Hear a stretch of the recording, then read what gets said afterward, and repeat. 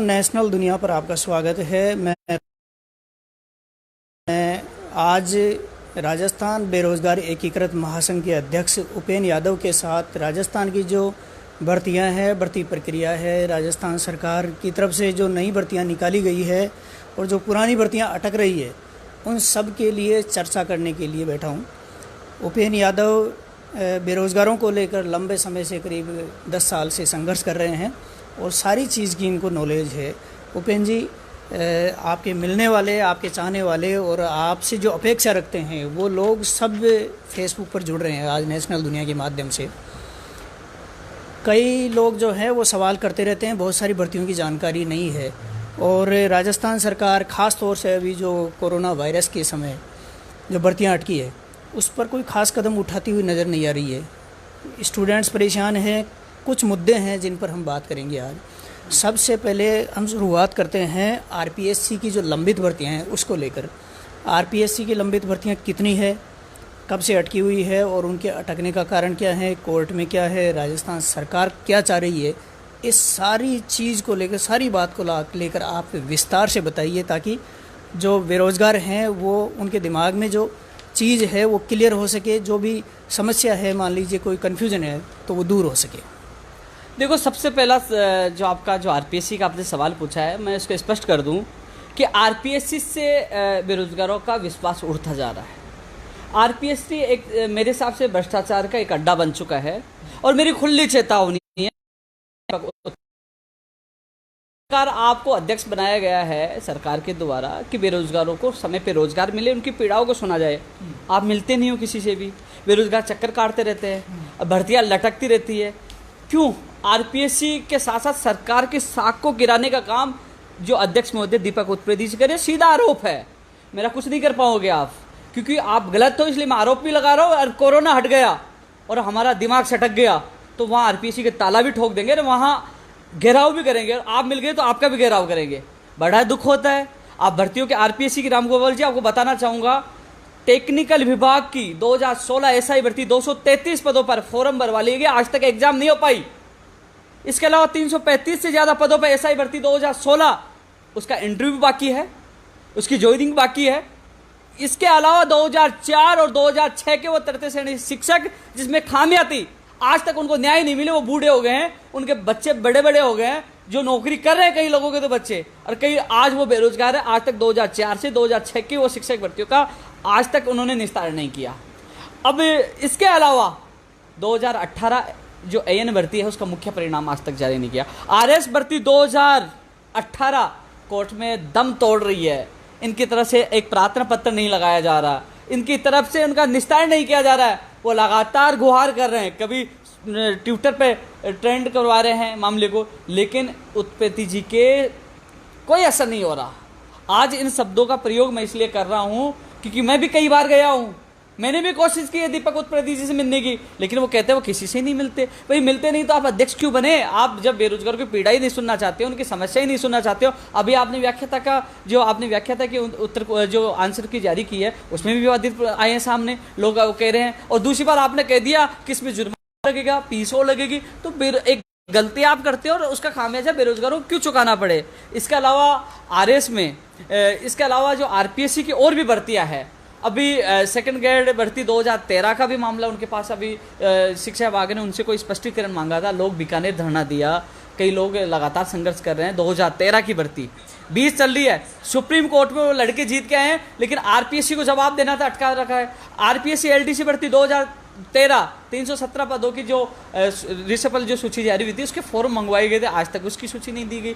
तो कहीं ना कहीं आरपीएससी पर विश्वास उठता जा रहा है क्योंकि इनकी लापरवाही सामने आ रही है। हर बार विवादों में रही है, कभी 17 क्वेश्चन डिलीट किए गए हैं, कभी समय पे परिणाम नहीं आया। आपने देखा होगा कि 2012 के बाद मैं खुद कम से कम 7 से 8 बार वहाँ आरपीएससी के सामने धरना दिया है, यानी कि बिना धरना प्रदर्शन अनशन के बिना तो आरपीएससी रिजल्ट ही नहीं निकालती। इसलिए इसमें पूरी सरकार से गुहार करता हूं कि आरपीएससी की वजह से पूरी सरकार की जो किरकिरी हो रही है, आरपीएससी के अध्यक्ष से निवेदन करना चाहता हूं, क्योंकि आप कुछ दिन बाद रिटायर्ड होने वाले हो और आप समाज के बीच में भी जाओगे, वही युवा आपको बद्दुआ देंगे कि आपने किया क्या है। आपको कुछ करना है तो थोड़ी बहुत सद्बुद्धि लो, समय पे भर्तियों को पूरा करें, कैलेंडर जारी करो ना, कब एग्जाम होगा, कब परिणाम आएगा, कब ज्वाइनिंग होगी, वो जारी करे। और सबसे बड़ी बात है, सरकार एक अधिकारियों की जिम्मेदारी तय करे, जो अधिकारी लापरवाही करते हैं उसके खिलाफ। दीपक उत्प्रेती से आपकी बातचीत हुई है क्या इस बारे में कि कौन सी भर्ती कब कोई कैलेंडर जारी करने को, क्योंकि संवैधानिक संस्था है और इसकी जिम्मेदारी बनती है, कम से कम राज्य सरकार की जिम्मेदारी बनती है। एक व्यक्ति को संवैधानिक पद पे आपने बिठाया है तो उसको लेकर आपने कोई कैलेंडर दिशा निर्देश जारी किए होंगे जिसके आधार पे ये पता चल सके युवाओं को, बेरोजगारों को, कि उनकी कब भर्ती होनी है और उनको कब ज्वाइनिंग मिलनी है। देखो, आरपीएससी की एक दो भर्तियाँ और भी है जिनका मैं नाम नहीं ले पाया, जो सहायक कृषि अधिकारी है, एएसओ है, वन रेंजर भर्ती की परीक्षा तिथि जारी होनी है, तमाम और भर्तियाँ हैं। लेकिन दीपक उत्प्रेती जी की बात है कि वो जब मिलते ही नहीं है, जब उनसे मुलाकात ही नहीं हो पाती, तो कैलेंडर की बात कैसे रखे। हालांकि मीडिया और सोशल मीडिया के माध्यम से हमने मजबूती से बात रखी है कि कैलेंडर जारी किया जाए, और इसमें अभी माननीय मुख्यमंत्री जी ने मीटिंग, लेकिन अब कैलेंडर जारी हो, समय पर भर्तियाँ हो तो बेरोजगार को राहत मिल सकती है। एक और बड़ी समस्या है जो आपके बेरोजगार जो कमेंट करते रहते हैं, अधीनस्थ बोर्ड की भर्ती है। अधीनस्थ बोर्ड की भर्ती को लेकर अभी वर्तमान में क्या स्टेटस है, लोग इसको लेकर भी काफ़ी भ्रमित हैं। देखो, कोर्ट में करीब जो मेरी नज़र में 5 भर्तियां लंबित है। कृषि प्रेक्षक, महिला सुपरवाइजर, महिला आंगनबाड़ी और प्रयोगशाला सहायक और आरएस भर्ती है, और एक अग्निशमन की 6 भर्तियाँ होगी। अग्निशमन की भर्ती शायद 2015 की है, वो कोर्ट में अटकी पड़ी है। और अब बात ऐसी है कि कभी विभाग की तरफ से जवाब नहीं जाता है, विभाग की तरफ से जवाब जाता है तो फिर वकील खड़ा नहीं हो पाता। अब जब सरकार से हम निवेदन करके, ट्विटर वार करके, सोशल मीडिया या प्रदर्शन के द्वारा हम जब पूछते हैं, सीएम साहब से गुहार करते हैं, जब एडवोकेट एक्टिव हो चुके थे, लेकिन अब कोरोना आ गया बीच में। लेकिन यही है कि जो कोर्ट में एसटीएफ का मामला है, तो सरकार जल्द से जल्द प्रार्थना पत्र लगवाकर 4 भर्ती तो अधीनस्थ बोर्ड की हैं एसटीएफ मामले में, प्रयोगशाला सहायक, कृषि प्रेक्षक, महिला सुपरवाइजर और महिला आंगनबाड़ी, यह है। इसके अलावा ये आरएस भर्ती 2018, तो वहाँ प्रार्थना पत्र लगवाकर इसका निस्तारण करवाई। आरएस भर्ती की अभी 10 जून को सुनवाई है और इन 4 मामलों की सुनवाई 3 जून को है। तो यही है कि मैं लगातार, अब आज मैं खुद जयपुर आया हूँ, कल जयपुर आ गया था, मंत्री जी से मिला हूँ, मैं माननीय मुख्यमंत्री जी से मिलने की कोशिश कर रहा हूँ, लगातार अधिकारियों के संपर्क में हूँ, सारी भर्तियों की डिटेल उनको लिख के दी है। लगातार मैंने बताया इसका रास्ता है कि प्रार्थना पत्र लगाकर भर्तियों का निस्तारण करवाया जाए। ये जो मैंने 6 भर्तियाँ बताई है कोर्ट में फिलहाल। इसके अलावा अधीनस्थ बोर्ड में एनटीटी भर्ती परीक्षा का परिणाम जारी होना है, कनिष्ठ अनुदेशक भर्ती का परिणाम जारी होना है, पुस्तकालय अध्यक्ष, स्टेनोग्राफर की पुस्तकालय अध्यक्ष की परीक्षा तिथि जारी होनी है, फार्मासिस्ट की भी परीक्षा तिथि जारी होनी है। इसके अलावा जो स्टेनोग्राफर, एक छोटा सा उदाहरण देना चाहूँगा कि जो ईडब्ल्यूएस आरक्षण की वजह से कई भर्तियाँ अटक गई थी, और क्योंकि संशोधित अभ्यर्थना आनी थी, उसमें स्टेनोग्राफर भर्ती भी थी। और वो फाइलों के चक्कर में, एक बार शुरू में हम बचपन में एक किताब में एक पार्ट पढ़ते थे कि चक्कर चप्पलों का, अब ये चक्कर चल रहा फाइलों का, पदों का। वो कभी एआरडी विभाग से कभी वो फाइल निकल ही नहीं पाई, एक बार अधीनस्थ बोर्ड की, फिर वापस आ गई। तो वो लोग इतने परेशान हो रहे हैं, 1111 पदों की ये भर्ती है कि वो अभ्यर्थना नहीं पूछी तो उनने आवेदन प्रक्रिया शुरू हो पाई, कम से कम वो अभ्यर्थना पूछे, आवेदन प्रक्रिया से हो पाए तो वो एग्जाम तो दे पाए। पुस्तकालय अध्यक्ष हो गई, स्टेनोग्राफर होगी, फार्मासिस्ट होगी, पटवारी होगी, पुलिस हो गई, इनकी एग्जाम होना बाकी है। एनटीटी का परिणाम बाकी है, कनिष्ठ अनुदेशक का फाइनल परिणाम बाकी है, और जो पशुधन सहायक है, पीटीआई है, और भी भर्तियां हैं जिनकी एक और सूची जारी है, सूचना सहायक की भी सूची जारी होनी है। लेकिन साथ में एक अधीनस्थ बोर्ड में मुझे भी शंका है, मैं भी पूरी कोशिश कर रहा हूँ कि अधीनस्थ बोर्ड में भी जो कुछ अधिकारी मुझे मिली वक्त लग रही है कि मैंने देखा है कि एक खेल खेला जा रहा है, रिजल्ट निकाला जाता है, प्रोविजनल किसी को डाला जाता है और बाद में सिफारिशा पैसों के आधार पर उसको ज्वाइनिंग दे दी जाती है। अभी हाल ही में मैंने देखा 2-3 उदाहरण हमारे सामने आया कि फिजिकल हैंडीकैप्ड या कुछ आदमी सामान्य है, फर्जी सर्टिफिकेट बनाया और फर्जी सर्टिफिकेट बनाकर वो उसने सचिवालय में उसका चयन भी पा लिया, चयन हो गया। तो हमने ऑब्जेक्शन कर दिया तो उसने ज्वाइनिंग नहीं की। लेकिन जो फर्जी सर्टिफिकेट को अप्रूव करने वाला कौन था? अधीनस्थ बोर्ड के अधिकारी। आज तक उन्होंने ये जांच नहीं करवाया कि वो फर्जी सर्टिफिकेट किस डॉक्टर ने बनाया, उसके खिलाफ क्यों कार्रवाई नहीं। तो ये सारी चीज़ें मुझे लगा बड़ा एक इन लोगों की व्यू रचना है। कोशिश यही है कि मैं माननीय मुख्यमंत्री जी से मिलूंगा, तो कई मेरे पास सबूत भी हैं, कई ऐसे व्यक्ति भी हैं जो इसमें लिप्त हैं, उनके खिलाफ कार्रवाई हो। एक बड़ा सवाल यह था कि जो पुस्तकालय अध्यक्ष भर्ती का पेपर आउट हुआ, अब आज तक उसका खुलासा नहीं हो पाया कि वो पेपर थाने से आउट हुआ, अधीनस्थ बोर्ड से आउट या प्रिंटिंग प्रेस से आउट हुआ। सवाल है कि भविष्य में होने वाली भर्ती परीक्षाओं में पारदर्शिता कैसे रहेगी। इसमें तो शिक्षा मंत्री का नाम भी आ रहा था जी, ये वो शिक्षा मंत्री जी का जो नाम सोशल मीडिया पर चल रहा था, वो फर्स्ट ग्रेड में चल रहा था। पुस्तकालय अध्यक्ष में मैं आपको बता दूं कि जो मदर्स कोचिंग है उसका वो मालिक था। आज तक वो अपराधी जो पेपर लीक प्रकरण के दोषी थे, जो ये अपराधी मैं नहीं बता रहा, मैं मदर्स कोचिंग का मैं आरोप नहीं लगा रहा, ये पुलिस की विज्ञप्ति है। पुलिस की प्रेस कॉन्फ्रेंस में पुलिस ने बताया था कि ये आरोपी हैं और ये कोचिंगों के मालिक हैं। न तो कोचिंग को सील किया गया, हमने दबाव बनाया तो 5-7 दिन के लिए कोचिंग सील हुई, वापस मिली वक्त से वापस सील ओपन कर दी गई। लेकिन कोचिंग सील कैसे होंगे? कोचिंग वालों में तो कोचिंग वाले तो विज्ञापन करते हैं, प्रताप सिंह खाचरियावास के और इनके लगा के बड़े बड़े विज्ञापन करते हैं। प्रताप सिंह को कोचिंग वालों ने तो अध्यक्ष पता नहीं क्या कौन सा कोई पद दे रखा है, तो फिर इनके खिलाफ कार्रवाई कैसी होगी? देखो, लगातार 9 साल से मैं संघर्ष कर रहा हूँ, और अभी जो मैंने पीछे स्टेप लिया है अध्यक्ष से संयोजक छोड़ने का, सबसे बड़ा कारण है कि मेरा गुस्सा, क्योंकि मुझे ये भ्रष्टाचार, इनकी लापरवाही इतनी बर्दाश्त नहीं होती। मुझे लगता है कि कहीं ना कहीं पिट जाएगा, कोई ना कोई चाटा खा जाएगा, बड़ा कांड हो जाएगा। पहले भी किया है, कभी किसी मंत्री को बंद कर दिया, कहीं ताला ठोक दिया, पहले भी किया। लेकिन मैं नहीं चाहता कि वापस जेल जाए, हंगामा हो, ये माहौल बिगड़े। नहीं, पर ये समाधान नहीं है ना। नहीं, क्या करे, गुस्सा इतना आता है। आपने सील की तो वापस कोचिंग क्यों खोला? आज तक अपराधी क्यों नहीं पकड़े गए? क्या वो बेरोजगार साल भर तैयारी कर रहे थे, कोचिंग कर रहे थे, लोग कमरा किराया लेके यहाँ रह रहे थे, उनका पैसा कौन देगा? जब वो कोचिंग कर रहे थे तो कम से कम उनके खिलाफ कार्रवाई होनी चाहिए, उनको पकड़ना चाहिए। और कोचिंग एक नहीं, उसकी 12-13 ब्रांच है पूरे राजस्थान में, अरबों रुपए की उनकी इनकम है, उनको हमेशा के लिए सील करना चाहिए था। वो पारदर्शिता होती है और बेरोजगारों में विश्वास होता। एक बीकानेर जो शिक्षा निदेशालय है उसका भी सवाल काफ़ी आ रहा है, बहुत सारे कमेंट इसमें जुड़े हैं। इस मामले में क्या स्थिति है, कितनी भर्तियां अटकी हुई है और क्या सरकार की अभी वर्तमान व्यूह रचना क्या है? देखो, बीकानेर में एक चीज़ बता दूं, लगातार अपने ये कहते हैं ना, कोर्ट में भर्ती अटक गई, क्योंकि अटकने में कहीं ना कहीं विभाग का भी रोल होता है। कैसे? मैं उदाहरण देना चाहूँगा। सेकंड ग्रेड भर्ती 2018, 9,000 से ज़्यादा पद है, 100 कितने पद है, वहीं 11,322 अधीनस्थ LDC के पद है, 5700 के करीब पद हैं। शिक्षा विभाग को उनको शिक्षा विभाग मिला अभ्यर्थियों को। अब उनके जिला आवंटन, स्कूल आवंटन करना है शिक्षा विभाग को, LDC के।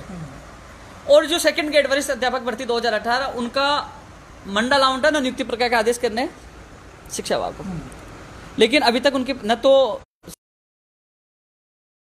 मामला, ऐसे में जो लोग असंतुष्ट पर्सनों नियुक्ति मिलेगी, जब इंतजार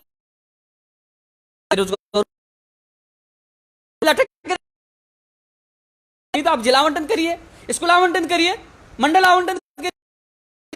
आप जब 16 तारीख से LDC की सूची भेज दी गई थी, आज 26 तारीख हो चुकी है, 10 दिन किसका इंतजार कर रहे? क्या ज्वाइनिंग नहीं हो सकती? लेकिन ये जानबूझकर लापरवाही कर रहे हैं। मैं माननीय शिक्षा मंत्री जी से निवेदन करना चाहूंगा, ये आपका विभाग है, आप लगातार ये कहते हैं कि 9,000 को जल्द ज्वाइनिंग देंगे, LDC वालों को जल्द ज्वाइनिंग देंगे। मेरा RPSC के मैं चेयरमैन साहब को कह नहीं सकता हूँ, वो अलग संस्था है, विभाग तो आपका है ना, आप कह भी सकते हो, आदेश भी कर सकते हो, ज्वाइनिंग दे सकते हो। इसलिए मेरा निवेदन है कि LDC भर्ती 2018 की जो शिक्षा विभाग में जो लापरवाही चल रही है, जो जिला आवंटन और स्कूल आवंटन ज्वाइनिंग को लेकर, उसको जल्द से जल्द आप संज्ञान में ले, उनको ज्वाइनिंग दे। वरिष्ठ अध्यापक भर्ती 2018 और 2013 वाला भी RPSC से इनके पास कभी 13 का मैं बता रहा था अभी RPSC की बोर्ड की RPSC के लिए, तो वो कभी इधर फाइल भेजते, कभी उधर भेजते, तो दोनों का रोल है, तो वो 2013 वाले मामले को निपटाए। इसके अलावा इसमें एक अधिकारी जो उप निदेशक है, किशन दानचारण जी, मैं नाम स्पष्ट लूँगा, पता नहीं वो किस तरीके से काम कर रहे हैं, वो पूरी सरकार को बदनाम करने का काम कर रहे हैं और अपने आप को सुपरस्टार समझते हैं। क्योंकि भर्ती निकाली जाती है, मैं उदाहरण देना चाहूँगा, रीट भर्ती जी गलती सुधारी, या तो उनसे पूछ लीजिए कि आप दूसरे विषय में ज्वाइनिंग करोगे कि ना करोगे, हाँ यस या नो का जवाब लीजिए। उन्होंने कोई गलती नहीं सुधारी, 3500 पद खाली है, कोर्ट में मामला चल रहा है, हमने अनशन किया, लाठियां कही, लेकिन एक तानाशाही अधिकारी वो इतना तानाशाह बन गया, सरकार को गुमराह किया। हाँ, तो उसके ऊपर सरकार का आशीर्वाद है, किसी बड़े अधिकारी मतलब किसी मंत्री या हो सकता है मुख्यमंत्री वो का। नहीं, गुमराह आशीर्वाद है तो वो तो चुनावों में बेरोजगार भी आशीर्वाद देना जानते, कोई सी पार्टी है कोई सी सरकार, आशीर्वाद जनता ही देती है। लेकिन सवाल यह है, जब मैं माननीय मुख्यमंत्री से मिलूंगा तो उसकी शिकायत भी करूंगा। ऐसे व्यक्ति को तुरंत हटाना चाहिए, ऐसे व्यक्ति का निलंबन होना चाहिए जो सरकार को गुमराह करे। 3500 पद खाली है। वही रीढ़ शिक्षक भर्ती 2016 साइंस में की 850 पौने 900 पद खाली है, उसमें भी लापरवाही, बोले नहीं निकालेंगे। चाहे 2016 अंग्रेजी के जो हाई कोर्ट के डबल बेंच से जीत के सुप्रीम कोर्ट ले जा रहे, बोले सुप्रीम कोर्ट से जीत के आएंगे। मेरा खुला चैलेंज है आपको, यदि आप में दम है तो जीत के बताना, हम जीत के आएंगे। वहां भी आपको हार का सामना करना पड़ेगा, क्योंकि हम सही हैं, आपकी जो दादागिरी नहीं चलेगी। और ये सीना ठोक के इसलिए बोलता हूं कि हम सही है, धरातल पे काम करते हैं, किसी के बाप से नहीं डरते। कार्रवाई करनी है, कानूनी कार्रवाई करनी कर लीजिए, आप गलत और हम सही है, क्योंकि आपकी लापरवाही बर्दाश्त करें, एक बार कोरोना समाप्त हो जाए। क्योंकि मेरा गुस्सा कंट्रोल नहीं हो पा रहा है काफ़ी दिनों से, क्योंकि अब जब लोगों के आंसू देखता हूँ, लोगों के मैं स्थितियाँ देखता हूँ, कई ऐसे देखे, विधवाएं देखी है, विकलांग देखे, कई परिवार को ऐसे देखा है कि वो इस पूरी भर्ती के लिए लड़ते रहते हैं। कई बार कई लोगों के उनके माता पिताओं के फ़ोन आते, रोने लग जाते, तब आत्मा दुखती है। इसलिए मैंने सोचा कि यहाँ या तो झगड़ा होगा, फिर मैंने सोचा चलो ठीक है, मेरे 9 साल हो गए, अध्यक्ष दूसरा था। फिर दूसरी बात, संगठन की कई मजबूरियाँ थी, आर्थिक कई चीज़ें थी, इसलिए मैं खुद को मजबूत करने के लिए थोड़ा पीछे कदम उठाया। लेकिन कदम पीछे उठाया है, लेकिन जिस दिन आगे हो गया ना, उस दिन इन लोगों का कार्ड जरूर आ जाएगा। एक पंचायती राज की भर्ती को लेकर भी बहुत सारे कमेंट, पहले भी जिस दिन आपने लाइव किया था उस दिन भी बहुत कमेंट आए थे, आज भी कुछ कमेंट आ रहे हैं। तो पंचायती राज की भर्ती को लेकर क्या मामला है, स्थिति क्या है, अभी सरकार की मंशा क्या है? क्योंकि जैसे उप मुख्यमंत्री है और पंचायती राज के मंत्री हैं सचिन पायलट, उनको तो आपके काफ़ी करीब माना जाता है, तो अभी क्या करें वो? देखो, पंचायत राज एलडीसी भर्ती का जो मामला है, 5 मार्च को शायद 2000 चुनाव 19 में थे ना, लोकसभा के 18 दिसंबर में थे, है ना, 19 में लोकसभा वाले। हाँ, लोकसभा वाले। तो 5 मार्च को कैलेंडर जारी हो गया था, 4 या 5 मार्च को मुख्यमंत्री जी ने ट्वीट किया था कि इनकी ज्वाइनिंग दी जाए 10,029 पदों पर। फिर उसके बाद वही फाइल घूमती रही, कभी विधवा कभी कहाँ। उस समय तो ये कह दिया गया कि लोकसभा चुनाव आचार संहिता लग गई, इसलिए रोक दी जाए। एक बार रुकी, लोगों ने मिठाइयाँ बांट दी, लोगों ने खुशियाँ बनाई, बहुत कुछ थे, 10,029 परिवार, बहुत कुछ थे, धन्यवाद भी दिया। लेकिन जैसे लोकसभा चुनाव समाप्त हुए, फाइल अटक गई, बोले वित्त में गई, कभी कहाँ गई, कभी लीगल में, कभी घुमाते रहे चक्कर। लेकिन सवाल यह है कि जब माननीय मुख्यमंत्री जी से मिले, कई बार बात भी रखी है, मुख्यमंत्री जी ने कमेटी का गठन भी किया है, और 25 नवंबर को पीसीसी के बाहर हम शांतिपूर्वक प्रदर्शन कर रहे थे। पुलिस वालों से जो झड़प हुई, इसके बाद मुकदमा दर्ज हुआ, मुझे भी जेल में डाल दिया गया। उसमें प्रमुख 3 मुद्दे थे, एनएमजी ने भर्ती 2013 नर्सिंग भर्ती, और एलडीसी पंचायत राज, और रीट लेवल 2 के कुर्सी वाला कमेटी बनाई गई। लेकिन आज तक सबसे बड़ी बात है कि कमेटी का आज तक निर्णय नहीं आया। नवंबर से दिसंबर, जनवरी, फरवरी, मार्च देख लो, अब इतने महीने निकल चुके हैं, तो अभी तक उस कमेटी का भी निर्णय नहीं आया। अभी तक ये जो फाइल चल चुकी थी पहले, वो उसमें इतना बदलाव आ गया कि हाई कोर्ट में एक सुनवाई थी, उसमें ये पंचायत राज विभाग की तरफ से एक आदेश किया कि यह भर्ती तो पूरी हो चुकी है। सवाल ये उठता है, एक तरफ माननीय मुख्यमंत्री जी ने भर्ती को हरी झंडी दी, कहा कि 10,029 बेरोजगार को ज्वाइनिंग दी जाएगी, दूसरे विभाग कह रहा है कि भर्ती पूरी हो चुकी है। दोनों में अंतर देखो, माननीय मुख्यमंत्री जी पॉजिटिव, विभाग क्या पूरी भर्ती हो चुकी है। तो ऐसे जो इसमें जो जानबूझकर घुमाने का काम कर रहा है, चाहे अधिकारी हो, चाहे इसमें तमाम जो लोग लिप्त हैं, उनके खिलाफ कार्रवाई होनी चाहिए, उनकी जिम्मेदारी तय होनी चाहिए थी।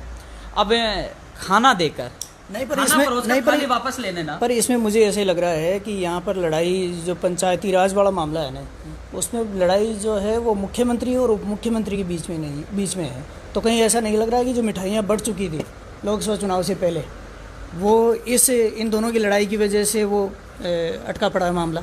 देखो राम गोपाल जी, एक मैं छोटा सा किसान का बेटा हूँ, मैं लड़ाइयों पे तो ध्यान दूंगा नहीं, कि मेरे ये पता है मेरी लड़ाई बेरोजगारों को रोजगार को दिलाने को लेकर है।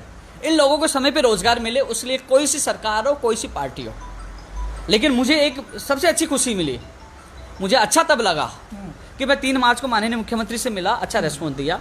मैंने कहा मॉनिटरिंग करें साहब, उससे पहले मैं लगातार मांग कर रहा था भर्ती की मॉनिटरिंग हो, स्वयं मुख्यमंत्री जी कर रहे हैं। अभी मैं एक चैनल पे देख रहा था कि यूपी, महाराष्ट्र और हरियाणा में कह दिया कि साल भर तक भर्तियां नहीं निकालेंगे।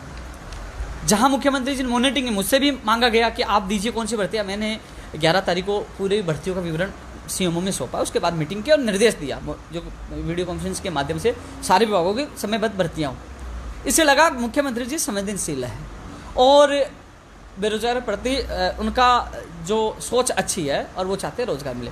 लेकिन ये तब यथार्थ ये तब हो पाएगा, धरातल पे तब हो पाएगा जब ये अधिकारी तानाशाही इनकी रोकेगी, जिम्मेदारी तय होगी और ये समय आने पे बताएगा कि हाँ ये जो मॉनिटरिंग की है ये सफल है या असफल है, या बेरोजगारों को रोजगार मिलेगा नहीं मिलेगा, क्योंकि समय बताएगा कि ये भर्तियाँ होंगी कि नहीं होगी। मैंने अभी उदाहरण दिया था आपको शिक्षा विभाग का कि 16 तारीख के बाद LDC भर्ती 2018 वाले अटके पड़े हैं। और इसके अलावा जो मैंने उदाहरण दिया था आपको कि उसका सेकंड ग्रेड भर्ती का, एक उदाहरण और देना चाहूँगा कि 24 दिसंबर 2019 को माननीय मुख्यमंत्री जी ने और शिक्षा मंत्री जी ने फेसबुक पर डाला, घोषणा की कि हम 31,000 पदों पर रीट की वैकेंसी निकालेंगे और 2 अगस्त को एग्जाम करवाएंगे। फिर शिक्षा मंत्री जी ने कहा 2 सितंबर को करवाएंगे। ठीक है, टाइम बढ़ रहा है, कोरोना काल चल रहा है, हम सरकार की मजबूरी समझते हैं, सरकार के साथ है। लेकिन सवाल यह है कि लॉकडाउन में लोग घर बैठे हैं, कम से कम रीट की विज्ञप्ति तो जारी हो। मैं कह रहा हूं आप सितंबर मत कराइए, नवंबर में करा दीजिए, दिसंबर में करवा दीजिए, अक्टूबर में करा दीजिए, इंतजार करेंगे, बेरोजगार तैयारी करें, लेकिन आप विज्ञप्ति तो जारी करो। आप लेवल 2 का पैटर्न तो जारी करो कि क्या पैटर्न होगा, वेटेज 90-10 होगा या एक और विषय का पेपर होगा। कम से कम लोगों की असमंजस स्थिति दूर हो। 11 लाख बेरोजगार इंतजार कर रहे हैं इस चीज़ का।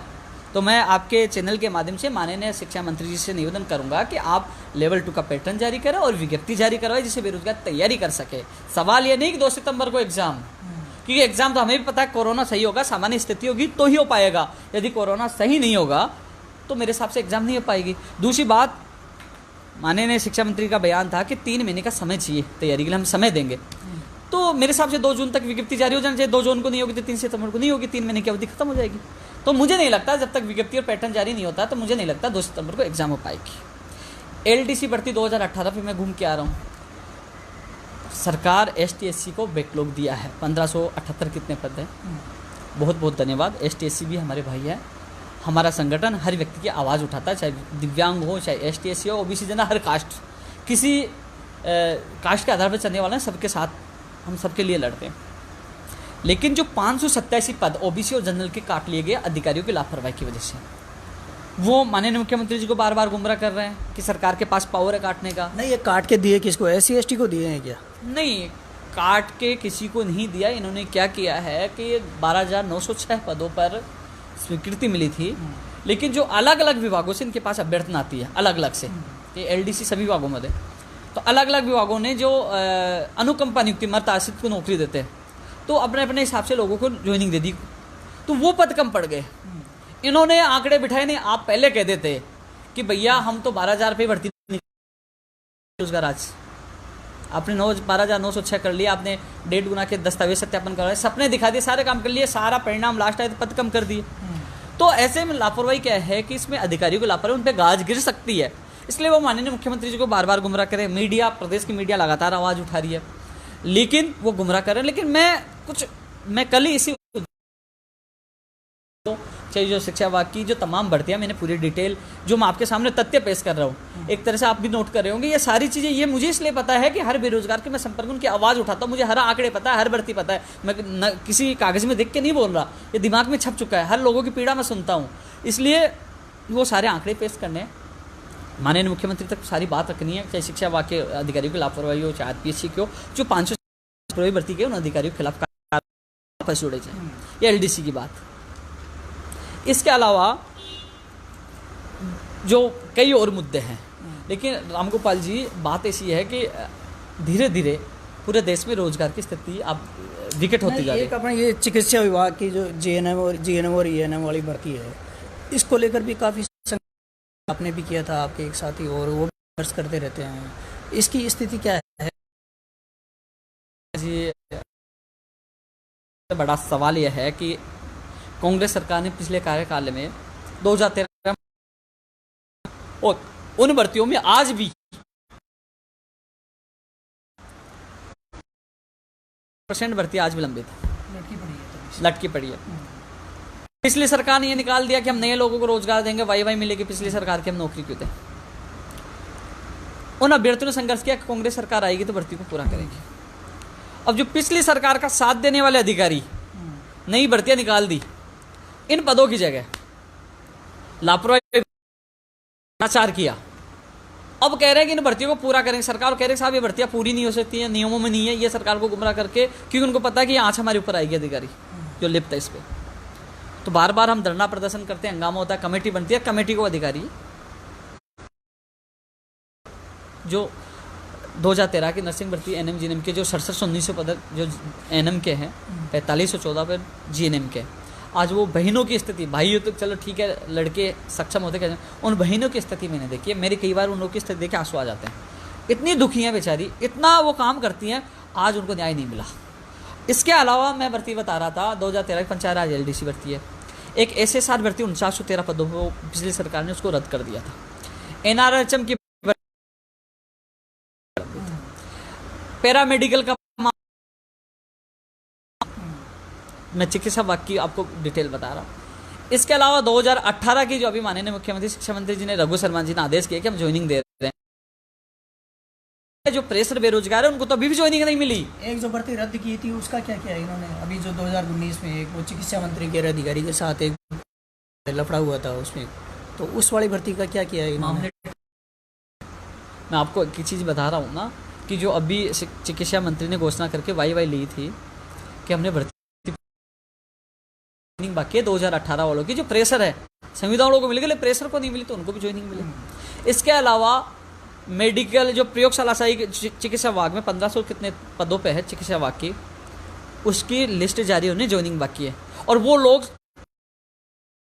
के रूप में काम कर रहे हैं मेडिकल विभाग में 6000 रुपये में 6000 रुपये, तो कम से कम उन लोगों के नाम मिलनी चाहिए थे ना।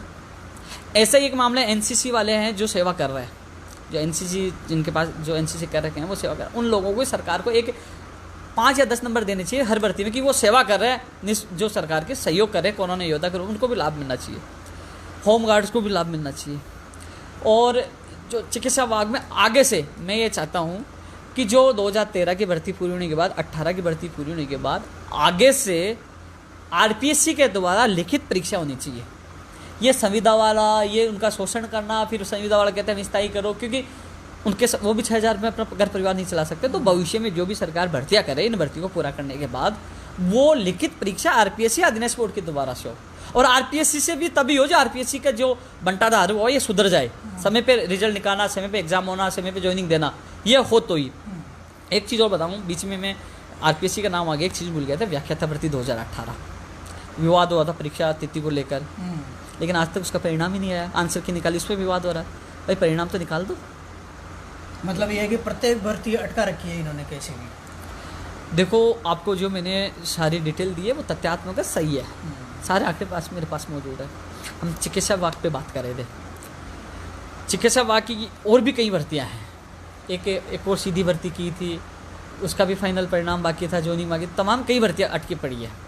लेकिन अभी आपने इससे पहले पंचायत राज विभाग पे आप भर्ती पे जिक्र किया था, पंचायत राज विभाग, क्योंकि कई डेटा मेरे से निकल के आ रहा है, उसमें एक पंचायत सहायक भर्ती और हुई थी 24,000 कितने पदों, उनको 6000 रुपये में लगाया गया था।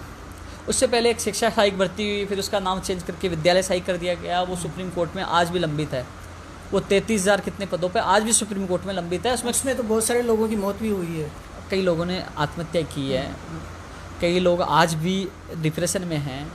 अब उसमें भी बंटवारा हो चुका है, कुछ लोग विद्यालय सहायक के इंतजार कर रहे हैं, कुछ लोग पंचायत सहायक बन चुके हैं। अब वो पंचायत सहायक भी 6000 रुपये में कैसे अपना काम चलाए, वो भी कोरोना योद्धा के तौर पे काम कर रहे हैं, तो उनका या तो स्थायीकरण करो। सबसे बड़ी बात है, माननीय शिक्षा मंत्री जी के कई स्टेटमेंट आज भी हैं, कई वीडियो हैं, उन्होंने दावा किया था कि हमारी सरकार आएगी तो हम स्थायीकरण करेंगे, नियमितीकरण करेंगे।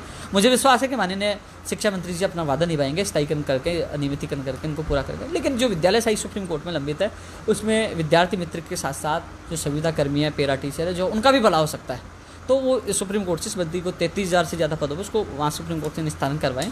और एक विद्यार्थियों वाला जो मामला है, इसकी भर्ती को लेकर 2013 में जब चुनाव हो रहे थे तब किया था इनको 27,000 लोगों को नियमित करने का, फिर उन्होंने पूरे 5 साल निकाल दिए। अभी इन्होंने वादा किया, फिर इन्होंने भी अपना टाइम 1.5 साल तो निकाल दिया, तो क्या लग रहा है ये ऐसे ही घूमते रहेंगे? उन्होंने वादा किया था नियमित करने का, लेकिन उन्होंने तो निकाल ही दिया था, फिर उन पंचायत सहायक पे टेम्परेरी बेस पे लगाया, अब 6000 रुपये में निकाल, क्या होगा? अब इन्होंने कमेटी बनाई है BD कला जी की अध्यक्षता में, लेकिन मुझे समझ में नहीं आया कि कमेटी बनती है लेकिन उसका परिणाम क्यों नहीं आता। वो जो 3 भर्तियाँ मैं बता रहा था, NM भर्ती, पंचायत राज LDC भर्ती और रीट लेवल 2 अटका पड़ा है, संविदा कर्मियों वाला अटका पड़ा है, ये पंचायत राज LDC वाला अटका पड़ा है। तो ये सारी चीज़ें अटकी पड़ी है, तो उसका परिणाम क्यों नहीं आता? परिणाम निकालना चाहिए।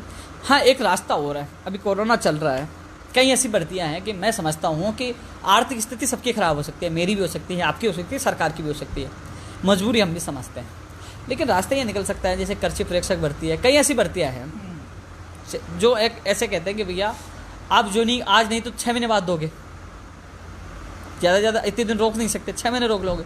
तो बोले हमें ज्वाइनिंग दे दीजिए, हम 6 महीने सैलरी नहीं लगे, या सैलरी मत देना।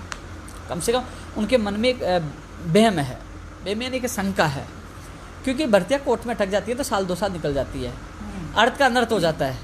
कई बार RPSC में मैंने एक बार 2nd ग्रेड में परिणाम जो देखा कि कई लोगों ने मिठाइयाँ मार दी और दोबारा नंबर 10-10, 12-12 नंबर का अंतर है, कट ऑफ भी पूरी चेंज हो गई।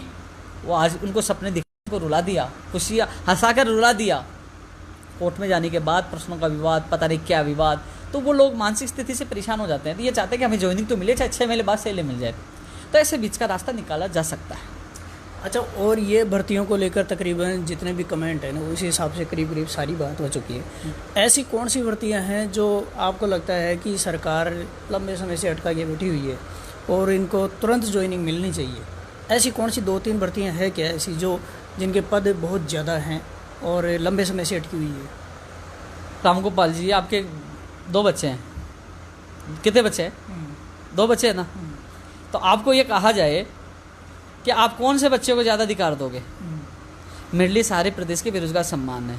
मैं एक भर्ती की दावा करूंगा, दूसरा कहेगा भैया हम नहीं है कि बेरोजगार। नहीं, पर पुरानी पीड़ा सबकी लगती है। बहुत पुरानी जो भर्तियाँ हैं अटकी पड़ी है, उनको पहले नौकरी मिलनी चाहिए। मिलनी चाहिए। चाहे NM भर्ती जो बहनें हैं, उन बहनों के आंसू मुझसे देखे नहीं जाते। विद्यार्थी मित्र है, पंचायत सहायक है, पंचायत राज LDC भर्ती 10,038 पदों पर 2013 2nd ग्रेड है, 18 है, रीट 2018 है। तो तमाम वो भर्तियाँ है, मैंने पूरी, मेरे पास तो वैसे दिमाग में भी छपा हुआ है, वैसे लिखित में मेरे पास है, सारा डेटा मेरे पास है, मैंने CMO में भी दिया है। कुल मिलाकर मुझे थोड़ी सी खुशी इस चीज़ की हुई है, मुझे आज भी माननीय मुख्यमंत्री जी पर पूरा विश्वास है, क्योंकि इस विश्वास से जब मैं 2 बार मुलाकात किया तो मुझे अच्छा उन्होंने रिस्पॉन्स भी दिया, क्योंकि LDC भर्ती 2018 का मामला अटका पड़ा था, उन्होंने मॉनिटरिंग करके फास्ट प्रक्रिया से कुछ लोगों को ज्वाइनिंग मिल भी चुकी है, तो वो काम हुआ। तो अपना फ़र्ज़ बनता है कि हम हमेशा लेते रहे और खिलाफ बोलते रहे, वो भी नहीं है, मजबूरी समझना होगा, बात रखना होगा। मैं समझता हूँ कि मैं 50 मांग रहा हूँ तो 50 थोड़ी होगी, 10 हो गई, 20 हो गए, राहत तो बेरोजगारों की मिल रही है ना। लेकिन मुख्यमंत्री जी पे यही है कि जो तमाम जो मुद्दे ऐसे हैं जो मुख्यमंत्री जी को निर्णय करना है, वो जल्द से जल्द करें, राहत प्रदान करें। आर्थिक स्थिति मान लीजिए खराब है तो वो बताएं कि स्थिति सही नहीं है, आप 6 महीने जो भी बीच का रास्ता निकाला जा सकता है।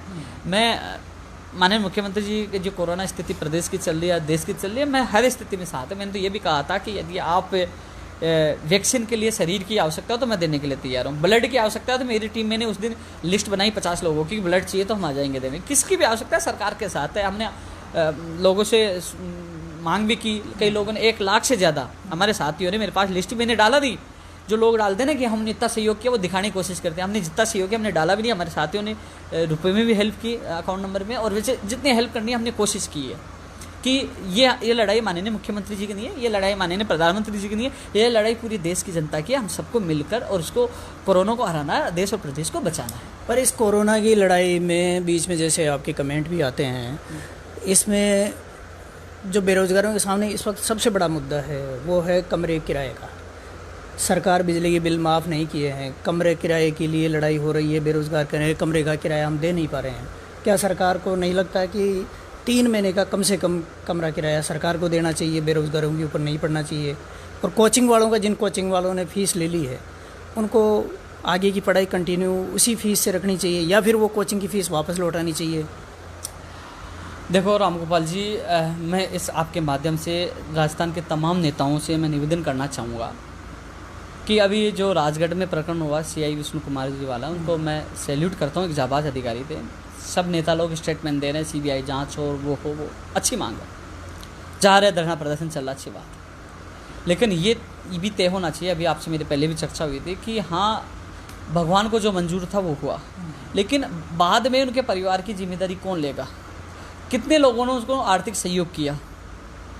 आर्थिक सहयोग भी सब लोगों को, नेताओं को करना चाहिए कि मेरे 5 लाख 2 लाख 7 लाख, सब नेताओं को करना चाहिए, पुलिस प्रशासन सरकार को भी करना चाहिए। दूसरी बात, जो 10 दिन के दौरान जितनी उनकी कॉल रिकॉर्डिंग है, कॉल डिटेल वो निकलवाए, वो पता लग जाएगा किससे क्या है, वो जांच का विषय, वो समय पे सबको सच्चाई का पता लग जाएगा। अब ये समय नहीं है राजनीति करने का, ये समय है कि उसकी परिवार के लिए भविष्य में उनको कैसे मजबूत बनाया जा सकता है, उनको कैसे सहयोग किया जा सकता है, सब नेताओं को करना चाहिए। सब लोग गए, अच्छी बात है। यही चीज़ मैं इस चीज़ से जोड़ कर ये कहना चाह रहा हूँ कि जो बेरोजगारों को जो मामला है कमरा किराया वाला, इसमें सारे नेताओं को बोलना चाहिए, निवेदन करना चाहिए, आह्वान करना चाहिए। आज 14 मार्च को सभी कोचिंगें बंद कर दी गई, सभी बेरोजगार घर चले गए। किसके आदेश पे? सरकार के आदेश पे। युवा साथियों ने कहा कि हम सरकार के आदेशों की पालना करेंगे।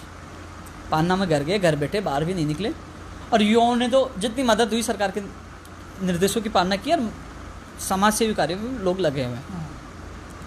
लेकिन उस समय उनको यह पता होता कि लॉकडाउन इतना लंबा चलेगा, या सरकार बीच में कह देती आप अपना सामान ले जाओ, तो लोग सामान ले जाते। 2 महीने कंप्लीट हो चुके, 3रा महीना चल रहा है। मकान मालिक फ़ोन करके कह रहा है कि सामान ले जाए, या मैं बेच दूंगा, या वो कर दूंगा, आप कमरा किराए। कई ये भी लोन चुकाते हैं, साहब हमारे तो ये खर्चा होता है, हम तो मकान किराए से हमारा घर। कुछ ही ऐसे इस सिटी में जिन्होंने मकान बना रखा है, जयपुर सिटी, कोटा, जोधपुर, तो पैसे वाला होगा वही मकान बना रखा, गरीब तो बना नहीं सकता। मैं जयपुर का रहने वाला हूँ, जिले मकान मेरा तो नहीं है, मैं भी एक ही पूरे यूथ का नेतृत्व करता हूँ। मकान किराए के पास है। दूसरी बात, कई ऐसे हैं जिन वास्तविक आय का करें। मान लीजिए कई लोग ऐसे भी बेरोजगार हैं जो अच्छे परिवार से आते हैं, माँ बाप, परिवार नौकरी में, लेकिन कर्जा बेटा मैं हो जाएगी फीस ले। आज वो उनकी कोचिंग फीस भी गई, जमा करवा दी। आज जो कमरा किराया वो देंगे तो बाद में उनका भविष्य क्या होगा? कर्जा देने वाला तो कर्जा आज ही मांगता है। वो था कि मेरा बेटा पढ़ेगा, मेरा बेटे का नंबर आएगा तो कहीं ना कहीं वो नौकरी लग के चुकाएगा। आज वो दुखी है कि मैं कहाँ से किराया दूँ, कहाँ से मैं तैयारी कर पाऊँगा, बाद में कहाँ से एग्ज़ाम दूंगा, कोचिंग का भी अता पता नहीं है। तो मैं सबसे बड़ी बात है कि शायद 1 महीने पहले, यानी बहुत दिन पहले, मैंने सबसे पहले यह मामला मैंने खुद ने उठाया, क्योंकि मैं इन युवाओं के मैं एक किसान का बेटा, उनकी समस्याओं को मैं समझता हूँ। हालांकि बाद में कई सांसद, कई एमएलए इसको उठा रहे हैं, कई राजनीतिक पार्टियां भी उठा रहे हैं, स्वागत योग्य है। वो तो हमारे देश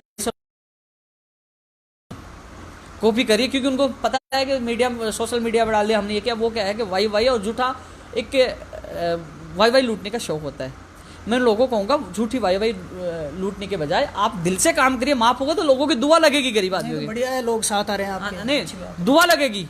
मैं कह रहा हूँ, मैं भी आपको श्रेय दूंगा, मुझे श्रेय नहीं चाहिए, मुझे उन माता पिताओं का आशीर्वाद, उनके जो आंसू आ रहे हैं आंखों में, उनमें खुशियाँ होनी चाहिए। वो आज टेंशन में है, मैं किराया कहाँ से दूँ, कोचिंग फीस पे, यदि परीक्षा तिथि दूर हो तो, ऐसे मान ली लॉकडाउन के बाद परीक्षा आ गई, क्या कोचिंग करेगा? तो या तो उसकी फीस वापस, और इसके लिए तो फीस देनी होगी वापस, क्योंकि नहीं देंगे तो राजस्थान बेरोजगार एकीकृत महासंघ उन कोचिंगों के ताला ठोकने का काम करेगा। देखेंगे फिर आर पार की लड़ाई लड़ेंगे, ये कानूनी सम्मत हमारी लड़ाइयाँ लड़ेंगे, कोचिंग फीस वापस देनी होगी या कोचिंग करवानी होगी। रही बात कमरा किराए वाले मामले की, हम मिलकर प्रयास करेंगे, हम निवेदन करेंगे, हाथ जोड़ेंगे, गुलाब का फूल देंगे, निवेदन करेंगे, यार आप भी, आपका लाइट का खर्चा नहीं हुआ, आपका बिल का खर्चा नहीं हुआ, कोरोना एक राष्ट्रीय आपदा है, अंतर्राष्ट्रीय आपदा है, परिस्थितियाँ हैं, ये सक्षम नहीं है, इनको माफ किया जाए, आपको दुआ लगेगी, पूरे प्रयास करेंगे किसी को राहत मिले। मेरे पास एक कॉल आया, आज भी उसका नाम याद है, संतोष रावत।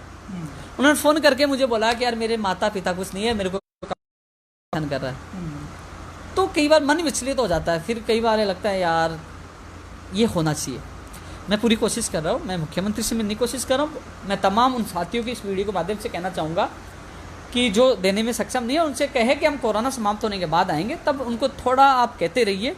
मैं कोशिश माननीय मुख्यमंत्री से करूँगा, और जो मकान मालिक है उनसे मेरा हाथ जोड़ के निवेदन करता हूँ कि जो इस दुनिया में जो जन्म लिया है वो अपने कर्मों की सजा यहीं भुगते। आप अच्छा करोगे, किसी का भला करोगे तो उनकी दुआ लगेगी, किसी गरीब की आप सहायता करोगे ना, वो दुआ लगेगी।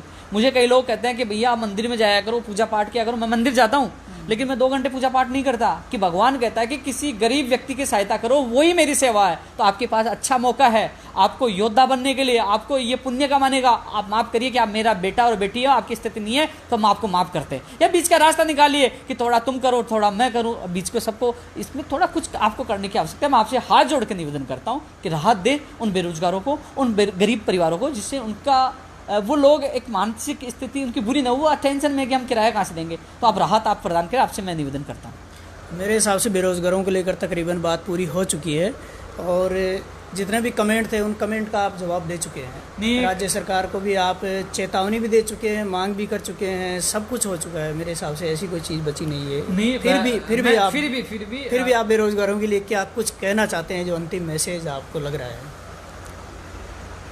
दिल में गुस्सा तो बहुत है, अरमान भी बहुत है, करना भी बहुत चाहता हूँ, लेकिन मजबूरियाँ भी बहुत है। क्योंकि बात ऐसी है कि मुझे माननीय मुख्यमंत्री जी से विश्वास है। दूसरी बात, मिलजुल कर धरना प्रदर्शन हम करते हैं कि माननीय मुख्यमंत्री से मुलाकात हो, हम मिलते हैं, फिर वार्ता होती है, वार्ता से नतीजा निकलता है।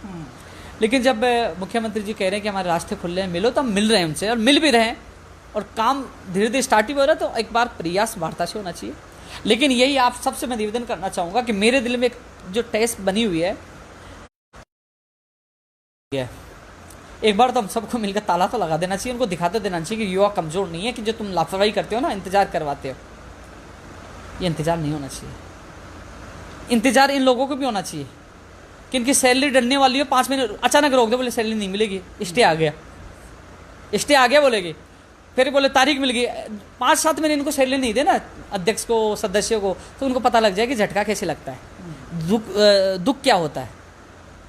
तो जिस प्रकार चुनावों की बात है, चुनाव भी होते हैं कि जब उनके चुनाव समय पे हो सकते हैं, परिणाम समय पे आ सकते हैं, सब समय पे ले सकते हैं, तो बेरोजगार को रोजगार भी समय पे मिले।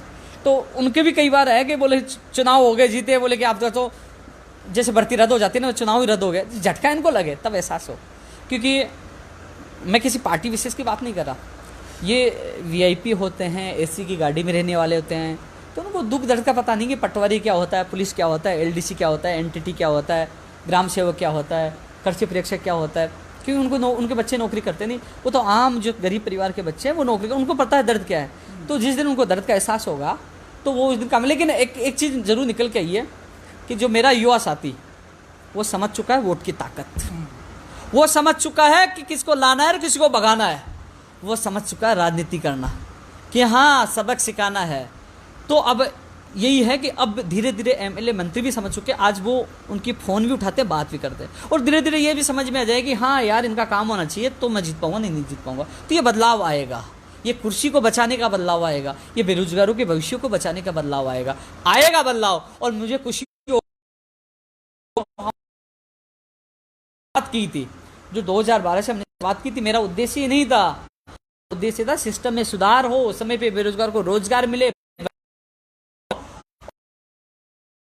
और अधिकारियों की जिम्मेदारी तय की जाए। मुझे मजा तब आएगा कि मेरा युवा जाग जाएगा, और मेरा युवा इनको सबक सिखाएगा, कहेगा कि हाँ हम लोग वही हैं जो सत्ता में लाना भी जानते हैं और भगाना भी जानते हैं। तो इसका मतलब ये हुआ कि जो संविधान ने हमें शक्ति दी है, जैसे हमारे को कर्तव्य दिए हैं, वैसे ही अधिकार भी दिए हैं, और आप चाह रहे हो कि आपके युवा जो है वो अधिकारों का इस्तेमाल करे।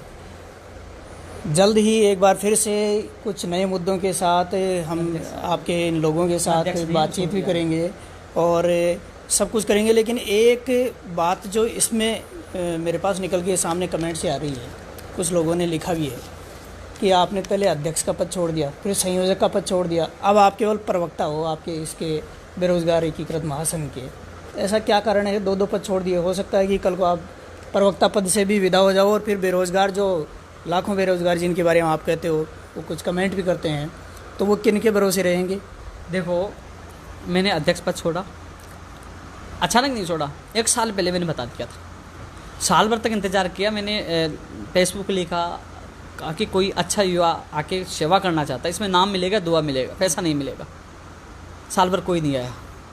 फिर रविंद्र चौधरी को अध्यक्ष बनाएगा, वो भी बनना नहीं चाहता था, वो भी तैयारी कर रहा है, कंपटीशन की तैयारी, लेकिन मजबूरी थी, संगठन जिंदा रहे, आज वो मजबूरी में संगठन का अध्यक्ष है। फिर इन्होंने कहा कि भाई साहब अब मैं कुछ मामला समझो, आप मेरा साथ दीजिए, एक संयोजक पद पे मैं रहा।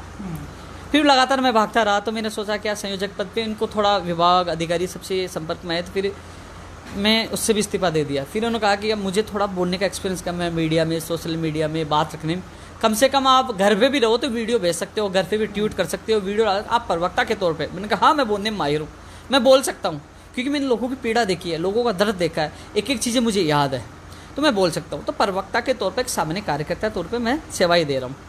लेकिन कोरोना चल रहा है, घर बैठा हूँ, क्योंकि मैं आपको बता दूँ बेरोजगार संघ करीब 9वां साल चल रहा है जो लोगों की सेवा कर रहा हूँ, कि रामगोपाल जी लोगों का प्यार भी मिला, सम्मान मिला, 2 लाख से ज़्यादा लोगों को ज्वाइनिंग मिली है, लट खाए, जेल गए, अनशन किया, जान दाव पे लगाई।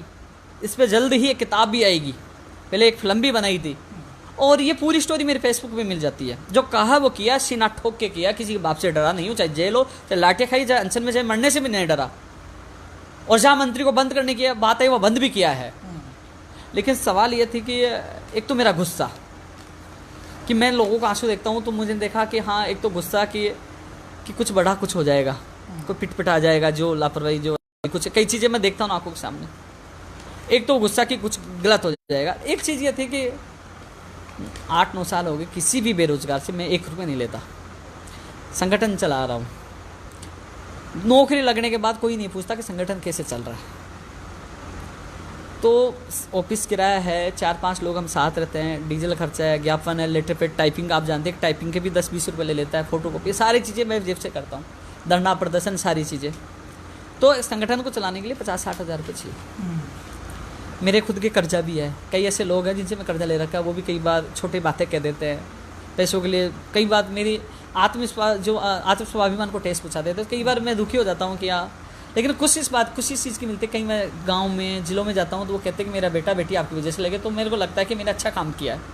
लेकिन जब वो कर्जा वाला, या फिर मुझे लगता है कि अब मुझे देखा कि हर महीने से कहाँ से लेके आऊँ, तो फिर मैं लोगों को कहता कि भैया मेरा सहयोग करो, संगठन। लोग क्या सोचते हैं कि यार ये तो, क्योंकि एक आदमी गंदा होता है ना। कई लोग आज तक क्या है कि कई लोगों ने लोगों की भावनाओं के साथ खेला है, समाज के नाम पे, धर्म के नाम पे, पार्टी के नाम पे, संगठन के नाम पे। तो एक व्यक्ति विश्वास तोड़ देता है तो सब लोग उसको शंका की नज़र से देखते हैं। हमारे राजस्थान के लोग दयावान है, सहयोग सबके करते हैं। मैं उनको कहता कि मेरे संगठन के 14-15 लाख का कर्जा है, संगठन नहीं चल पाए, सहयोग करते, कर्जा भी चूक जाता। लेकिन ये कब तक चलता रहेगा, कब तक मैं ये करता रहूँगा? नहीं, मेरा स्वाभिमान मुझे गवाह नहीं दे रहा था, इसलिए मैं आर्थिक स्थिति देखते हुए, हाँ यदि मैं कुछ करना भी चाह रहा हूँ, यदि मेरी आर्थिक स्थिति मजबूत बनती है, लगता है कि मैं मजबूत हो गया, तो मैं वापस आने की कोशिश करूँगा। मैं इनके लिए, मेरा सपना यही है, मैं आज और बता दूँ आपको, जिस दिन मैं कुछ बना, मेरा सपना यही है कि मेरे पास एक बड़ी बिल्डिंग हो, एक साइड में जो बुजुर्ग व्यक्ति हैं जिनको माँ बाप जो उनका बेटा बेटी निकाल देते हैं, उन लोगों की सेवा, एक तरफ जो अनाथ बच्चे हैं और एक तरफ जो पढ़ने में जिनके पास पैसे नहीं है। मैं 3 तरह के लोगों की सेवा करना चाहता हूँ। उन लोगों की उनका सारा खर्चा, मुझे कुछ नहीं चाहिए, बस मैं मेरे माँ बाप की सेवा कर पाऊँ और उन गरीब लोगों की सेवा कर पाऊँ। मुझे मेरे लिए कुछ भी नहीं चाहिए, दाल रोटी चाहिए, लेकिन वो करना चाहता हूँ। मेरा सपना यही कि मेरा जीवन मेरे और लोगों के लिए समर्पित है। मैं आज कह रहा हूँ, ये इंटरव्यू आपके जो पेज हो यूट्यूब पे हमेशा रहेगा, जीवित रहेगा। जो कहता हूँ वो करता हूँ, ये हमेशा रहेगा। मेरा सपना यही है, जिस दिन मैं मरूंगा उस दिन भी यही बात निकल के आएगी, पूरा जीवन लोगों के लिए जीता है और आज भी जीता हूँ। मैंने ये छोड़ने के बाद गाँव चला गया था, मेरे गांव में लोग पूछ गए, कोई कोटपुतली से, कोई जयपुर से, और जब उनकी पीड़ा सोची, फिर मैं खुद 4 मई को, 16 मई को, कल भी आया हूँ। लगातार मैं 3-4 बार जयपुर आया हूँ। ये रेड जोन है, मैं जयपुर आया हूँ तो 2-3 हज़ार रुपये खर्चा भी होता है, आया हूँ। लेकिन मैंने कभी किसी को एहसास नहीं कराया कि मैं कहाँ से खर्चा लेके आ रहा हूँ, कहाँ से कर्जा लेके आ रहा हूँ, कैसे लड़ रहा हूँ। लेकिन मेरा ये टारगेट होता था, हाँ यार वो 587 का काम कैसे हो, LDC को ज्वाइनिंग कैसे मिले, NM बहनों का कैसे काम हो, सेकंड ग्रेड। मेरा टारगेट है उन लोगों को न्याय कैसे मिले। जब उनके चेहरों पर खुशी आती है, जब उनके माँ बाप का आशीर्वाद मिलता है, बहुत मज़ा आता है। बहुत मुझे ऐसा लगता है कि हाँ अच्छा कर, मैं खुश हूँ। कई बार मुझे धमकी देते मारने की, कि आपको मार देंगे, क्योंकि वो मारने की धमकी इसलिए मिलती है मुझे कि मैंने जो फर्जीवाड़ों के लिए अभी मैंने शिकायत की थी, पेपर लीक प्रकरण में, मैं पीछे पड़ा हूँ, गिरफ्तार करो, कोचिंग सील करो, तो कई लोग हैं। तो मुझे आज ये है कि मैं आज मुझे कोई मार भी देना तो मुझे कोई गम नहीं, मैं अच्छा काम कर चुका, मैं खुश हूँ, मेरी ज़िंदगी से खुश हूँ कि इस जीवन में आके मैंने अच्छा काम किया है। और जब मैं मजबूत बनूंगा तो बेरोजगार महासंघ, जो राजस्थान बेरोजगार एकीकृत महासंघ, एक अपने आप में एक बड़ी ताकत है जिसको खून पसीने से सींचा है, इसको छोड़ने वाला नहीं हो। संरक्षक जो संस्थापक जिसको इसको बनाने वाला मैं खुद हूँ, एक प्रवक्ता के तौर पे साथ दे रहा हूँ। रविंद्र भी अच्छा काम करेगा और साथी जुड़ेंगे, मैं सहयोग करता रहूँगा। लेकिन अब जो फेसबुक पे यूट्यूब पे लाइव आना इतना कम आता हूँ, मैं ट्विटर पे ज़्यादा सक्रिय हो गया हूँ। जहाँ तक होगी मैं कई बार फ़ोन पे अधिकारियों से बात कर जितनी मदद करता हूँ करूँगा। कोशिश रहेगी मैं मजबूत रहा तो वापस आऊँगा इन लोगों की, क्योंकि इन लोगों की पीड़ा, क्योंकि जो आपने देखा सारी भर्ती है कंप्यूटर जैसे मैंने बताई है, सारी चीज़ मुझे याद है कौन सी भर्ती का निस्तारण कैसे हो सकता है, कैसे इनको रोजगार मिल सकता है, कौन लापरवाही बरत रहे, ये मैं ही माननीय मुख्यमंत्री जी को ब्रीफ कर सकता है। आप भी रामगोपाल जी बीच बीच में आपने कई बार मेरे इंटरव्यू लिए आवाज़ उठाई, आपको बहुत बहुत धन्यवाद। मैं प्रदेश की मीडिया को धन्यवाद देना चाहूँगा कि आज उपेन्द्र यादव जिंदा है केवल प्रदेश की मीडिया की वजह से, हमारी मीडिया की वजह से। कब के मुझे ख़त्म कर दिया जाता, कभी मैं जेल में भी गया हूँ, लाठियाँ भी कई से, लेकिन मैं जिंदा हूँ। मैं सब जो मुझे यहाँ मजबूत बनाने वाली हमारी मीडिया है, जिसने मुझे जिंदा रखा, बेरोजगारों के संघर्ष को जिंदा रखा, सफलता का श्रेय भी पूरी मीडिया को है। ये आपने जो 2-3 बातें कही है अभी कि मुझे सेवा करनी है, सेवा में मज़ा आता है और यही मेरे को करना है। ये बहुत सारे नेता हैं जो भी इस तरह की बातें करते हैं, लेकिन वो बाद में करते नहीं। आपके दिल में क्या है और आगे आपके दिल में क्या रहेगा वो आप जाने। लेकिन फ़िलहाल जो बेरोज़गार हैं वो बड़ी उम्मीद के साथ आपको देख रहे हैं और इस उम्मीद को आप कायम रखना। हमारी ये आपसे अपील भी है। और जिस फेसबुक पेज पर आपने अभी लाइव किया है वहाँ पे हज़ारों लोगों ने देखा है, बहुत सारे सैकड़ों लोगों ने कमेंट भी किए हैं। तो उनकी जो उम्मीद है उस उम्मीद को मत तोड़ना। इसी उम्मीद के साथ जो बेरोज़गार है उनसे विदा लेंगे और एक बार फिर से मिलेंगे। उपेन्द्र यादव आपको बहुत बहुत नमस्कार।